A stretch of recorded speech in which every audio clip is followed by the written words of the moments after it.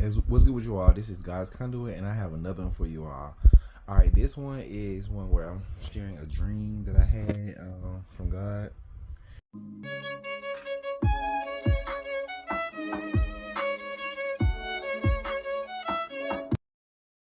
It was a dream where I was getting ready for the prom for the children.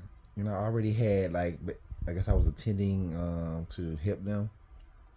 I already had my prom maybe a week before, so I decided to wear what I wore for that.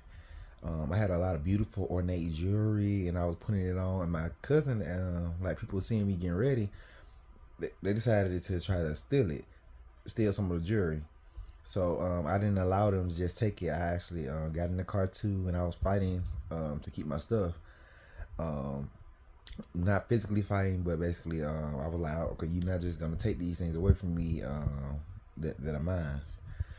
Um, I was eventually able to get my stuff back, and I was able to attend the prom. But first, I was like contemplating whether or not to go, because of all the stuff that happened. Eventually, I said I would not allow that to stop me, so I put everything back on and I went. As I was headed there, someone else was trying to find their way to it. Like they tried the wrong door. They were like, "How do you get to it?" And I showed them the way. And then, like as I approached it, they were throwing bouquets back, and the younger children were in the back catching the bouquets. I went in, and the people were so surprised by how dressed up I was. I think this message is speaking to the fact that the enemy will try to snatch your blessings away, but it's on us to fight for everything that God calls us to. The prom was us reaching the pinnacle of what we are to do. The reason I was being dressed up for the next generation's prom is because the gifts He gives us is for the next generation and to help deliver them into the kingdom of God from whichever territory we are in. The bouquets that were being thrown are the nuggets of wisdom that will be sent to the future generations. When people are surprised by how well dressed up you are, it's because they will see a glow about you that's from God. Similar to how when Moses came from the mountain with such a glow from being in His presence that he had to veil his head to keep the people from being too shocked, and how Jesus glowed when He was seen upon a different mountain with Elijah and Moses by Peter, James, and John.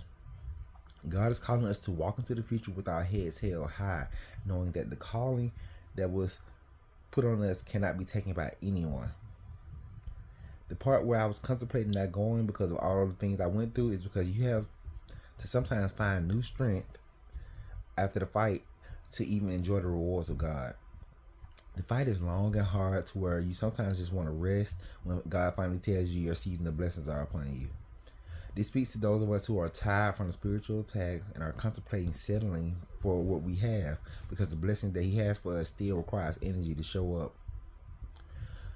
Similar to someone on a job hunt for so long and losing hope, and all along the way they're gaining skills that they need.